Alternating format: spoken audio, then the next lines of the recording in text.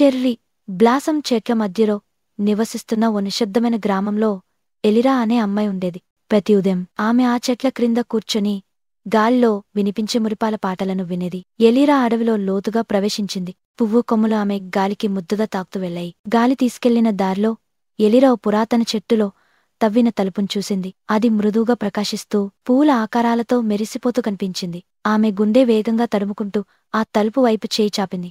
ఆ తలుపు అడుదెరిచిన ప్రపంచం మాయాజాలంతో నిండి ఉంది.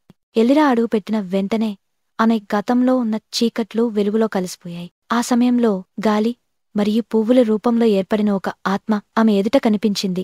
అది ఎలిరాకు నమస్కరిస్తూ ఆమెను వసంతపు సంతానం అని పిలిచింది. ఆ రాజ్యానికి మళ్లీ అందాన్ని పునరుద్ధరించాల్సిన బాధ్యత ఉన్న వ్యక్తిగా చెప్పింది. ఆ ఆత్మ ఎలిరాను ఒక తోటకు తీసుకెళ్ళింది.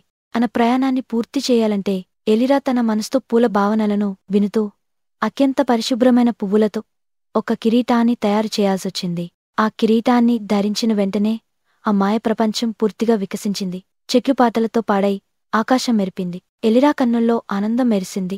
ఆ ప్రపంచానికి మళ్లీ జీవం పోసింది. ఎలిరా మళ్లీ అదే చెట్టు క్రింద మేల్కొంది. పూలు మార్చలేదు, కాని ఏదో మారిపోయింది. గాలి ఇప్పటికీ మురిపాలు చెబుతూనే ఉంది. కాని ఆమె హృదయంలో ఆ కల నిజంగా జరిగినదనే భావన మిగిలింది.